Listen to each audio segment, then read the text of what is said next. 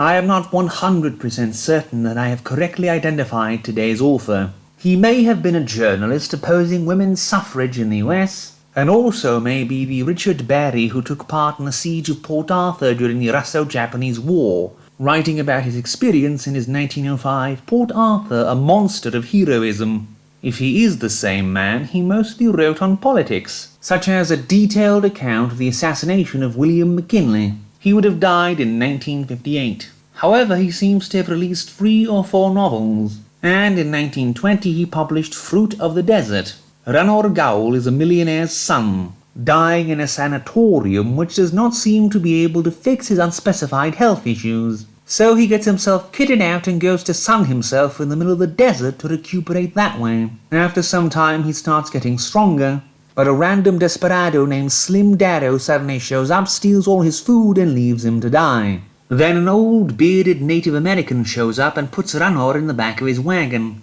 But he starts taking him in the opposite direction to where he wants to go, before bringing him to the secret village of his sun-worshipping tribe beyond the Grand Canyon. There is also an inexplicable white girl who is the tribe's sun priestess named Izara.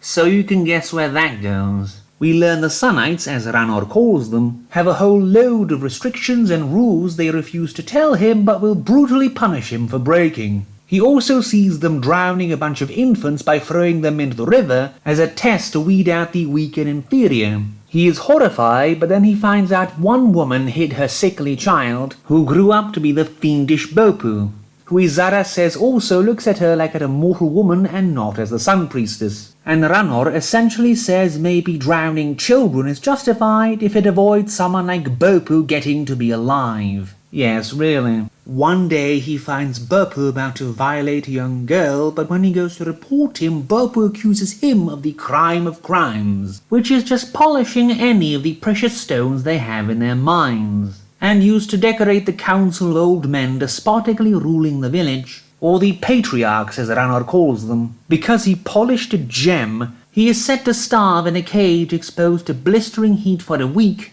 before having some explosive powder and firewood piled on top of him and letting the sun blow him up, giving them plausible deniability that they never kill anything. It's just the sun deciding to blow up the explosive material they deliberately piled on top of him. Izara, who he has been trying to make accept his love for some time, saves him, and then immediately goes back to a superstitious adherence to all the Sunites' random rules and prohibitions. But then because Ranor gave her a mirror and a bear skin, she gets blamed for a drought and is banished. So Ranor runs away to find her with Slim Darrow's help, who also got himself locked up by the natives. They save her from Bopu, but then Slim runs off with her thinking she's a lost heiress. He gets put in a slammer and Izara is rescued by Ranor's mother and sister, but treats them with haughtiness and superiority, and still seems to deny she can ever be Ranor's wife and can only ever be his friend, despite that obviously being not true. Oh, and Ranor gets his father to pressure Congress to give special protection to the Sunites, the people who were going to murder him for breaking rules he did not know about and which they refused to tell him, who routinely kill babies, and forcing all people into arranged marriages and those who try to marry out of love being imprisoned for life,